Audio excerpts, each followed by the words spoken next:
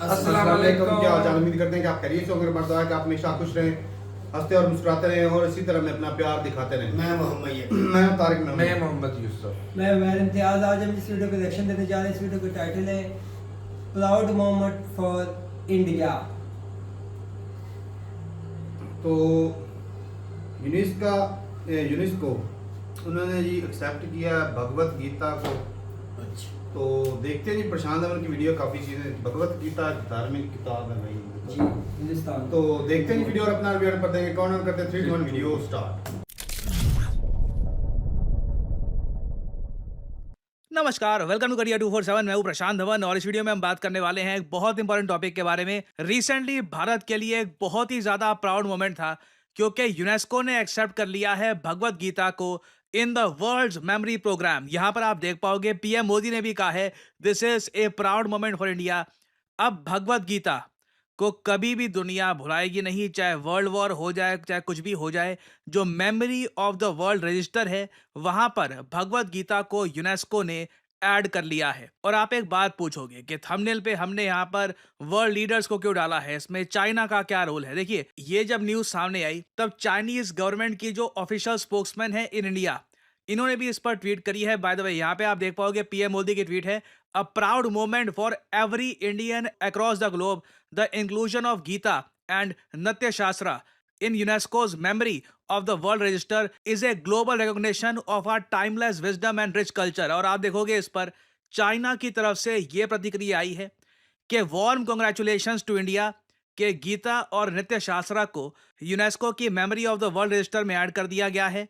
गीता की जो विजडम है इसने इंस्पायर किया है चाइना के लोगों को कई जनरेशन से, और ये बात चाइना के लोग ओपनली एडमिट करते हैं कि इंडिया का कल्चरल इंपैक्ट, इंडिया से जो नॉलेज, इंडिया से जो विजडम निकली है, इससे चाइना के लोग कई सदियों से प्रेरित हुए हैं। फॉर एग्जाम्पल मैं आपको दिखाऊं, ये फोटो आप देख रहे हैं, कई इंडियंस ने ये फोटो देखी नहीं होगी। ये अशोक स्तंभ है। जो अशोक स्तंभ आप ऑल ओवर इंडिया देखते हैं, बिहार में आपको मिल जाएंगे, उत्तर प्रदेश में, कई स्टेट्स में आपको मिल जाएंगे अशोक स्तंभ। जब सम्राट अशोक के एम्पायर के दौरान और इवन उसके बाद ये अशोक स्तंभ बनाए गए थे ऑल ओवर इंडियन सब कॉन्टिनेंट, जहां पर सम्राट अशोक की जो विचारधारा है, जो इनके बिलीव्स हैं, वो प्रमोट किए गए थे। यहाँ पे आप देख रहे हो अशोक स्तंभ इन चाइना। ये 2000 साल पुराना अशोक स्तंभ है। आप इमेजिन कर सकते हैं, ये था हमारा इम्पैक्ट। और याद रखिएगा, ऐसा नहीं है कि भारत की कोई आर्मी गई थी चाइना में, चाइना को कब्जा लिया, यहाँ पे लोग मार दिए, जबरदस्ती यहाँ पे अशोक स्तंभ हमने बना लिया, ऐसा कुछ नहीं हुआ था। चाइना के ही कई एम्बेसडर्स बोल चुके हैं कि इंडिया ने कॉन्कर किया था और डोमिनेट किया था चाइना को फॉर 20 सेंचुरीज, 20 सदियों तक, 2000 सालों तक। भारत के एक सोल्जर ने बॉर्डर भी क्रॉस नहीं करी, कोई हिंसा, कोई कुछ नहीं हुई, मगर चाइना के लोग इंडिया से कल्चरली बहुत ज्यादा इंस्पायर्ड थे। चाहे बुद्धिज्म आप देख लीजिए, ये जो अशोक स्तंभ है ये आप देख लीजिए, इवन जो हमारे स्क्रिप्चर्स की नॉलेज है, इसने दुनिया भर को इंस्पायर किया था। और ये जो बातें हैं ना, ये बताते टाइम थोड़ा सा मुझे डर भी लगता है। डर इसलिए लगता है क्योंकि कई लोग ये सारी चीजें देख कर ना ओवर कॉन्फिडेंट हो जाते हैं। वो कहते हैं हाँ ठीक है, हम तो महान थे एक टाइम पर थे। ये सारी चीजें देखकर बस एक चीज माइंड में रखना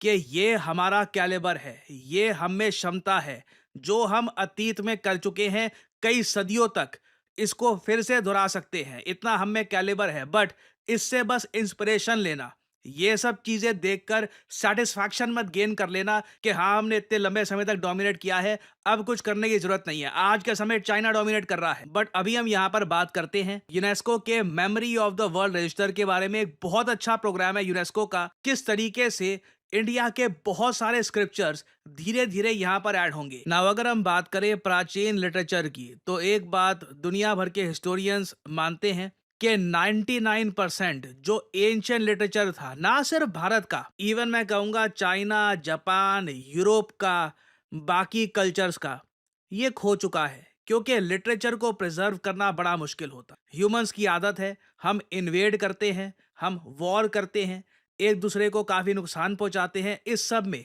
इंसानी जान जाती है, डिग्निटी जाती है। ऑब्वियसली लिटरेचर को, किताबों को बचा पाना, नॉलेज को बचा पाना बहुत ही मुश्किल हो जाता है। फॉर एग्जाम्पल मैं आपको बताऊं, आपने पंचतंत्र के बारे में बहुत सुना होगा। पंचतंत्र की कहानियां बहुत फेमस है, मगर पंचतंत्र जो है ये बताया जाता है के 100 बीसी के आसपास लिखी गई थी। जो इसकी एक्चुअल ओरिजिनल जो इसकी कॉपी थी, जो संस्कृत में ये पंचतंत्र लिखी गई थी, ये आज के समय वैनिश हो चुकी है। जो भी आज के समय हम लोग पंचतंत्र के नाम पे पढ़ते हैं ना, ये उसके कुछ सर्वाइविंग पार्ट्स हैं।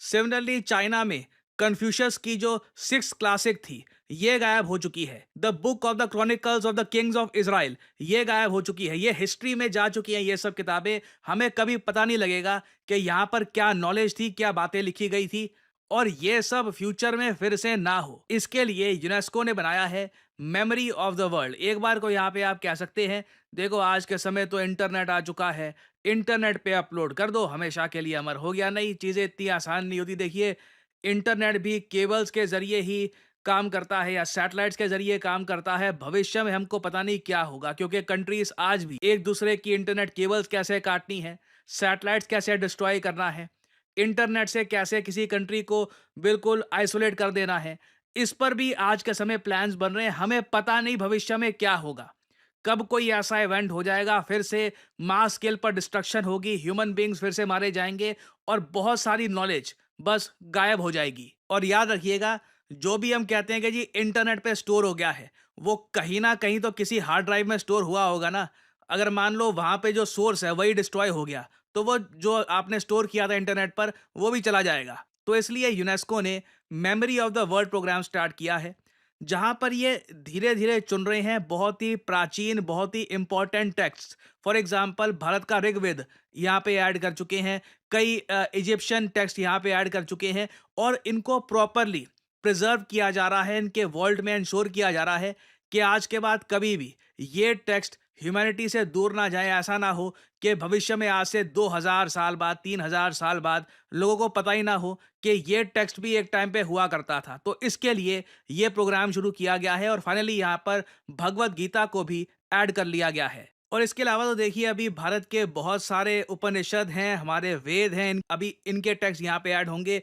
ऋग्वेद उन गिने चुने टेक्स्ट में था जिनको सबसे पहले यहाँ पर ऐड किया गया है। ऋग्वेद के बारे में मैं आपको बता दूं, वेस्ट में बहुत ऑब्सेशन है, बहुत वो लोग पढ़ते हैं। कई जर्मन स्कॉलर्स आप अगर देखो, उन्होंने ऋग्वेद पर कई किताबें लिखी हैं। सो ये बहुत अच्छा प्रोग्राम है, और मेरा मानना है कि इसके बारे में भारत में प्रॉपर एक अवेयरनेस होनी चाहिए, ताकि हमारे यहाँ तो देखिए नॉलेज का खजाना है, ठीक है, हमारी हिस्ट्री इतनी रिच है। जेन्युइनली हमारी हिस्ट्री आप अगर पढ़ोगे तो एक जेनजी वर्ड आज के समय यूज करता है, GOATed, it is the greatest of all time. History पढ़ के जेन्युइनली काफी हमको प्राइड फील होती है कि हमने इतना कुछ अचीव किया, इतना कुछ डिस्कवर किया, दुनिया को इतना कुछ दिया। तो इसका जो एविडेंस है, जो इसका ज्ञान है, इसको बिल्कुल प्रिजर्व करके रखना चाहिए। ये हमारी प्राइड के लिए नहीं है, ये मानवता के कल्याण के लिए है कि फ्यूचर ह्यूमन बींग्स को भी इससे इंस्पिरेशन मिलती रहे और ह्यूमैनिटी इसी तरीके से आगे प्रोग्रेस करती रहे। और अगर यहाँ पे आप सोच रहे हैं कि यूनेस्को में ये सारे जो ये टेक्स्ट हैं ये स्टोर कहाँ पे करते हैं, देखो, UNESCO united nations education science and cultural organisation, इसके हेडक्वार्टर्स आपको मिलेंगे फ्रांस की राजधानी पेरिस में। तो फ्रांस ऑलरेडी, जैसे आप लोग जानते हैं, एक बहुत ही फ्रेंडली कंट्री है इंडिया का। तो आई थिंक अभी इन द फ्यूचर बहुत सारे इंडियन टेक्स्ट को यहाँ पे ऐड किया जाएगा। अभी के लिए याद रखिएगा कि भगवत गीता और नित्य शास्त्र को यहाँ पे हमने ऐड कर लिया गया है in the UNESCO's memory of the world. और फाइनली यहाँ पे आप लोगों से मैं एक सवाल पूछूंगा। भारत ने हाल ही में डिफेंस प्रोडक्शन को लेकर एक टारगेट सेट किया है कि इस साल तक 3 लाख करोड़ का हमारा डिफेंस प्रोडक्शन होगा। बताइए वो क्या ईयर है जब तक हम 3 लाख करोड़ का टारगेट लेकर बैठे हैं। ये है यहाँ पे आपकी ऑप्शंस, 2029, 2030, 2027 या 2045। कमेंट सेक्शन में करिए उत्तर। जो लोग देंगे सही आंसर, उनकी कमेंट को मैं दे दूंगा हार्ट, ताकि बाकी लोग समझ पाएं कि सही उत्तर क्या है। देखिए, करियर 247 मतलब जॉब अपॉर्चुनिटीज। ऑलरेडी आपने देखा होगा कि हमारे एक्सिस बैंक प्रोग्राम के अंडर कई लोगों को ऑफर लेटर प्राप्त हो चुका है एक्सिस बैंक डेप्यूटी मैनेजर की पोस्ट के लिए। और अब पहली बार करियर 247 आपके लिए लेके आया है हमारा flagship data science course with generative AI. आज के समय मार्केट में कोई भी कंपनी ऐसा कोर्स ऑफर नहीं कर रही जहां पे आपको मिलती है लाइव क्लासेस। आप यूजुअली डेटा साइंस का कोर्स परचेज करेंगे, प्री रिकॉर्डेड क्लासेस आपको पकड़ा दी जाएंगी, मगर यहां पे आपको मिलती है live classes. World renowned teachers, for example Deepayan सरकार सर, ये आपको पढ़ा रहे होंगे। ये बाय द वे काम कर रहे हैं with the government of Singapore as an AI adviser. और करियर 247 के डेटा साइंस कोर्स को कंप्लीट करके आप बिल्कुल आराम से 7 to 9 लाख पर एनम की जॉब लैंड कर सकते हैं। That is very much possible. और अगर आपका सवाल यह है कि अगर आप एक डेटा साइंटिस्ट बन गए तो आप काम कहाँ करोगे, किस इंडस्ट्री में काम करोगे, हर जगह आपके लिए दरवाजे खुले होंगे, चाहे एफएमसीजी सेक्टर हो या फिर फार्मा सेक्टर हो, आप गवर्नमेंट में काम कर सकते हैं। इवन करियर 247 में मैं आपको बता दूं, हम लोगों ने बहुत सारे डेटा साइंटिस्ट हायर कर रखे हैं because every company needs data scientists. इनकी डिमांड बढ़ती जा रही है। और आपको करना क्या है, अभी भी आपके मन में बहुत सारे सवाल होंगे। आप सिंपली क्या करिए, ये जो वीडियो आप देख रहे हैं इसकी कमेंट सेक्शन में आपको जाना है और यहां पे आपको लिंक मिल जाएगा build your career with India's first data science and machine learning gen AI course. इस लिंक पर करिए क्लिक। यहां पे आपके सामने ये पेज खुल जाएगा। यहां पे अपना नाम, ईमेल, फोन नंबर और ऑब्वियसली यहां पे कोड डालिएगा PD10, ताकि आपको डिस्काउंटेड रेट पर ये कोर्स ऑफर हो। कोड आप अगर नहीं डालेंगे तो जो भी आपको प्राइस ऑफर किया जाएगा इट विल बी एलिवेटेड। तो मैक्सिमम डिस्काउंट पाने के लिए यूज द कोड PD10। हमारी तरफ से आपको कॉल आएगा, you can ask your questions. और अगर आप खुद को देखते हैं as a data scientist in the future, then you can start with career 247 data science and machine learning with generative AI course. ऐसा कोर्स आपको वैसे मार्केट में मिलेगा नहीं, विद लाइव क्लासेस और साथ में आपको वेरियस और टूल्स भी मिलेंगे। और बाय द वे, इस कोर्स से रिलेटेड और जानकारी मैं वेरियस और वीडियोस में आपको देता रहूंगा। सो अगर आप इंटरेस्टेड हैं, use the code PD10 and get in contact with the career 247 consultant. और इसी नोट के साथ यह है वीडियो का अंत। Thank you for listening and as I always say, may the gods watch over you. Video खत्म हो गई भाई, इंटरेस्टिंग थी वीडियो। और ये भाई इंडिया के लिए तो भाई प्राउड मोमेंट है, क्योंकि भाई एक ना बहुत बड़ी अचीवमेंट है। तो देखा जाए तो किसी भी एक कंट्री की हो या कोई धार्मिक, किसी भी धर्म की नहीं, यहाँ पर कंट्री तो नहीं, धार्मिक है, लेकिन कंट्री तो भाई हिंदुस्तान ही है। हाँ ये बात, ये जो भगवत गीता, ये भी नुमाइंदगी तो जो इस खित्ते में होगा वो तो इंडिया ही है, वो इंडिया ही है। बिल्कुल, किसी खित्ते में सारी चीजें हुई, हिस्ट्री जो है वो सारी यहाँ पे ही है इस चीज की। ताकि ये जो अब हम क्या दूसरा एआई या सोशल वार जो आजकल चल रहे हैं, ये मतलब सैटेलाइट पे कब्जा, केबल्स तोड़ना होगा भाई, आर्ट काफी लाजमी होनी अब आप चाहिए। देखना लेकिन तो जो फ्यूचर में जंग इस चीज की होने वाली है। वो दूसरी यूनेस्को ने जो इस चीज को सेव कर लिया कि ये इंडिया के लिए एक लाइफ टाइम अपॉर्चुनिटी, वहाँ पे सारी बंदा इससे फायदे उठा सकता है लोगों के लिए। असल में ना हर अब देखो तो भाई एक उसको दर्जा मिल गया है। हाँ, जो पूरी दुनिया में क्यूरियोसिटी होती है अब, हाँ पूरी जिनको दुनिया में कुछ भाई सीखने की या कुछ जानने की या सर्च करने की क्यूरियोसिटी होती है, उन्हें पता है यहाँ वो पे भाई सेव है, वो हम वो देख सकते हैं, पढ़ सकते हैं, उनको ये कम फायदा से उठा कम सकते हैं इससे। एक जब बंदा कोई सर्च कर रहा था उसको पता तो होगा कम से कम कि ये कुछ चीजें जो खास हैं इसमें, तो वो साफ करके उसको वो ढूंढने की कोशिश करेगा या उसके ऊपर सर्च करने की कोशिश। तो ये अच्छा है भाई साहब। और बाकी भाई मैं तो हैरान हूँ कि चाइना में 2000 साल पुराने आज भी रखे हुए हैं भाई साहब, क्या बात है। वहाँ स्तंभ में एक हाँ स्तंभ है और दूसरा एक स्टेचू बना हुआ है ग्रेट अशोक का। भाई ये जो कल्चर रिप्रेजेंट अशोका का वो भाई ऐसे ही है। ये भी चीज़ है कि भाई पाकिस्तान में भी कई स्तूपे बने हुए हैं अशोक के, आज भी मौजूद है। क्योंकि वो भाई एक महान लीडर थे। और मजे की बात तो ये कि भाई पाकिस्तान ने आज भी उनको सेफ रखा। मैं तो भाई जब देखी थी ना जो चीजें इतने कसम से मुझे ना हालत अपने ना कंट्री पे प्राउड हुआ था कि भाई साहब ये चीजें आज भी पाकिस्तान ने संभाल कर रखी। आपने और पढ़ा उसने था जो देखा? लिखे हुए थे ना फरमान जो जारी किए थे, वो भी नजर आते वो हैं। भी पत्थर के ऊपर लिखे हुए, आज भी वो पाकिस्तान में मौजूद हैं। उनके ये अच्छी ऊपर चीज है ना देखने देते हैं, हाथ नहीं लगाने देते हैं। भाईजान। 2-3 हजार साल अगर हाथ पुराने हैं, लगाने वो तो देंगे तो खत्म हो बिल्कुल जाए। लोग खराबी वही 2-3 हजार साल पुराने हैं। भाईजान ये अच्छी चीज है, एक इतने महान लीडर हो, आज के जो लीडर है कम से कम उनकी उससे कुछ सीखेंगे, उनको कुछ मिलेगा वहां से। यार अच्छी चीज है और हिस्ट्री को तो संभाल के रखना चाहिए भाई। बाकी भाई बहुत बढ़िया है, हिंदुस्तान के लिए प्राउड मोमेंट है। बिल्कुल। और इसमें कहीं ना कहीं भाई साहब लीडरशिप का असरअंदाज होता है और आपके लोगों का बड़ा असर रसूख होता है कि जो दूसरी दुनिया वाले वो आपको मानते हैं। तो ये भाई वैसे भी देखा जाए तो फ्रांस और इंडिया का रिलेशन, वो एक बहुत बुक गहरे लिखी रिलेशन। थी, दूसरे क्या नाम है, बुक लिखी थी या उसमें जयशंकर। एस जयशंकर ने, उन्होंने फ्रांस को बताया था कि फ्रांस हमारे लिए ऐसे है जैसे श्री राम के लिए लक्ष्मण जी। हाँ तो मतलब ये कि भाई भाई की तरह है फ्रांस हमारा। जी। और अक्सर हम जब देखते हैं ना फ्रांस के जो बुरे वक्त में काम मिक्रॉन आते है हैं।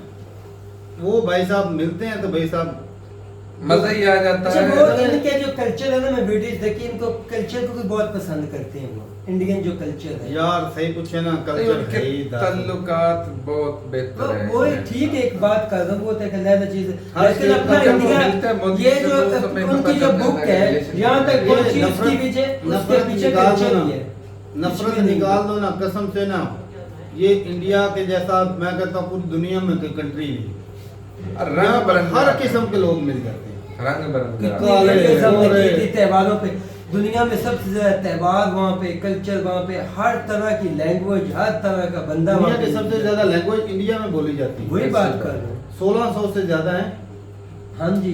अब बताओ, मैं कहता हूँ पूरी दुनिया की इतनी नहीं होगी मतलब जितनी जो है 1600 दुनिया से में। लैंग्वेज ज्यादा है, वो 1600 अलग-अलग कल्चर कस्टम को प्रमोट कर रहे हैं, हैं? ये ये तो कोई तो नहीं रहा है। अच्छी बात है भाई। जब बोली जा रही है लेकिन ये इंडिया के लिए प्राउड मोमेंट है। proud कांग्रेचुलेशन तमाम इंडियंस भाई को। तो ठीक है भाई। बाकी भाई भगवत गीता के बारे में तो सुना हुआ था, बाकी जो दूसरी किताब थी उसके बारे में नहीं सुना। उसके बारे में अगर कोई एक प्रॉपर वीडियो जिससे थोड़ा सा उसके बारे में भी सीखने को मिल जाए तो वो भी जरूर भेज दिए। तो ठीक है भाई, मिलते नहीं वीडियो के साथ, तब तक के लिए इजाजत दें। अल्लाह अल्लाह हाफिज़। हाफिज़।